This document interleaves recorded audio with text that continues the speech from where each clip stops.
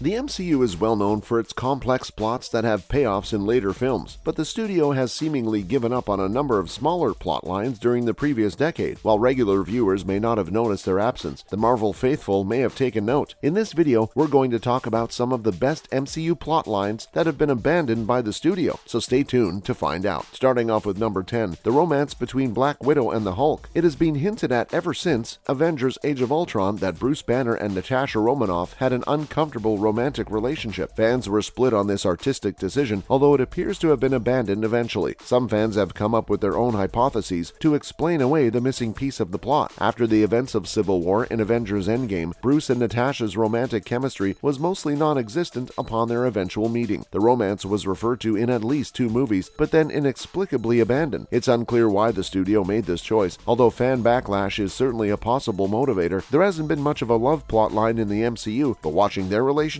develop over the next several movies might fix that.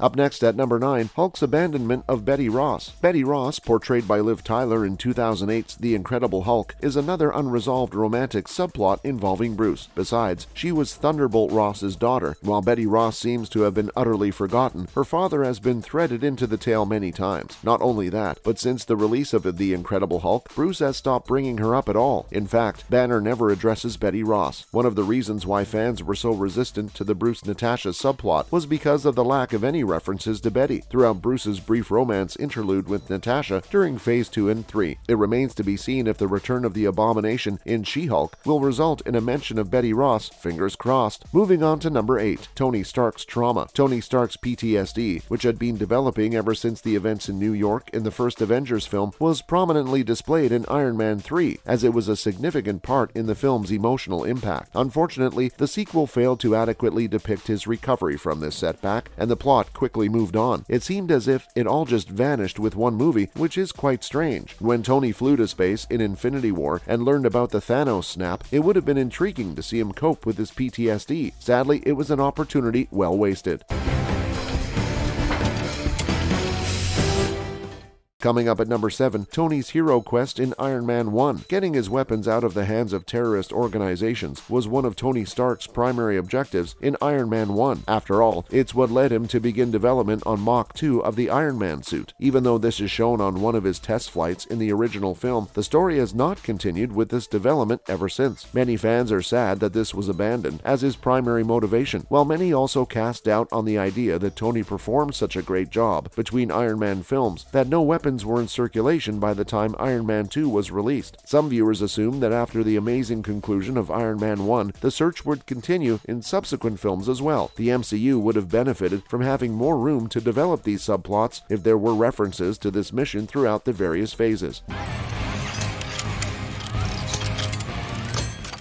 Next, at number 6, Samuel Stearns, the forgotten villain from The Incredible Hulk. As one of the first films in the MCU, The Incredible Hulk shows that the studio's concept for the MCU as a whole was still developing. Samuel Stearns was first represented as a scientific ally when Bruce Banner was on the run, but things quickly went south when Stern underwent accelerated mutation after being exposed to Banner's blood. There was zero mention of Samuel Stearns in any of the later MCU films. Fans are curious to know what happened to him at the end of the film and why he wasn't shown again. It seems like a missed chance for a future enemy that Samuel Stearns isn't on the Hulk team anymore, now that the character has gained so much prominence thanks to She-Hulk and the reappearance of the Abomination. Coming up at number 5, the Sokovia Accords. It's become a hallmark of the MCU that previous films have bearing on the current film's story. The Sokovia Accords played a significant part in the Civil War, and their effects were felt in the subsequent film Infinity War as well. While the conclusion to Captain America Civil War was one of the best ever, the Sokovia Accords have been mostly disregarded in Phase 4, where they appear to have no link to events on Earth. Fans wonder whether the resolution, if any, was presented at the end of Endgame and not portrayed in the film. The fans believe that the accounts are mentioned, utilized, or ignored whenever they conveniently need to be. This was another missed opportunity, because having Civil War's characters deal with the Accords in their films would have given the conflict a lot more depth.